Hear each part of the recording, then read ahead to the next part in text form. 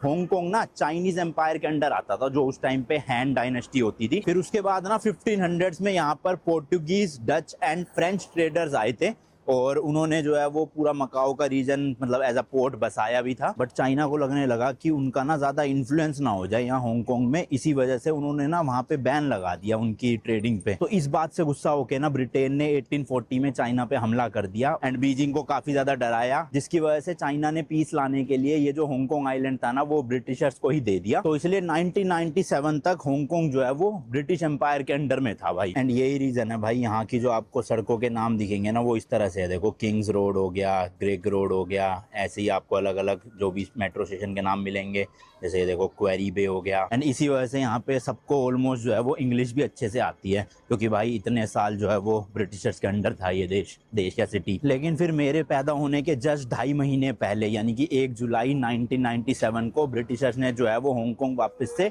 China को सौंप दिया, लेकिन एक एग्रीमेंट करवाया और उस एग्रीमेंट के अकॉर्डिंग अगले 50 साल यानी 1997 से अगले 50 साल हांगकांग जो है वो 1 कंट्री 2 सिस्टम्स फॉलो करेगा। यानी कि आर्मी वगैरह तो होएगी चाइना की सब कुछ, लेकिन हांगकांग सेपरेटली अलग से अपना जो है वो इकोनॉमी चला सकता है। और अब ये एग्रीमेंट ना भाई 2047 में खत्म हो जाएगा और उसके बाद हांगकांग जो है वो पूरी तरह से चाइना के अंडर आ जाएगा। तो तब शायद से जो है यहाँ पे वो व्हाट्सएप वगैरह चलना बंद हो जाए, जैसे चाइना में है सब कुछ रूल, वही सब कुछ यहाँ पे भी आ जाएगा भाई। करेंसी भी हो सकता है चाइनीज युआन हो जाए उस टाइम पे, मतलब मैं जब 50 साल का हो जाऊंगा तब होगा ये सब। तो ये देखो भाई ये पूरा एरिया ना काइंड ऑफ एक तरह से रेजिडेंशियल एरिया ही है। यहाँ पे देखो पार्क भी बना हुआ है, काफी सारे बच्चे भी खेल रहे हैं भाई, भरी दोपहरी में। स्कूल वूल नहीं जाना होता क्या, छुट्टियां चल रही होगी इनकी शायद से यहाँ।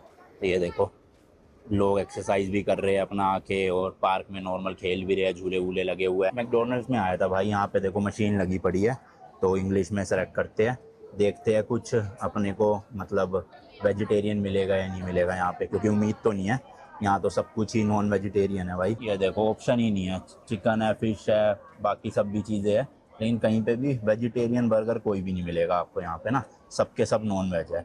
अब ये है कि आप कोल्ड ड्रिंक ले सकते हो यहाँ पर, या फिर आप फ्राइज वगैरह ले सकते हो, वो भी है कि नहीं कुछ कंफर्म नहीं है। ड्रिंक्स ही है भाई खाली। या फिर ये ओरियो मैकफ्लरी है, कितने $17, तो एक ये ले लेता हूँ। ये रे भाई, ये रे फ्राइज तो मिल गए, चलो फ्राइज ऐड कर लेता हूँ, एक स्मॉल ही ले लेता हूँ। तो ये पिकअप एरिया भाई, यहाँ पे अपना ऑर्डर आएगा, उठा के फिर किसी भी सीट पे जाके मैं बैठ सकता हूँ। लो जी लो, आ गई अपनी तीनों चीजें मस्त एकदम। बाकी अभी फिलहाल यहाँ से भाई मेट्रो पकड़ के चलते हैं हांगकांग आइलैंड के सेंट्रल पार्ट में, जो मेन सेंटर है ना वो दिखाता हूँ आपको चल के। वहाँ पे बढ़िया बढ़िया स्काई स्क्रैपर्स है एकदम। तो ये है भाई देखो यहाँ का मेट्रो स्टेशन, ताइकू स्टेशन के नाम से। यहाँ से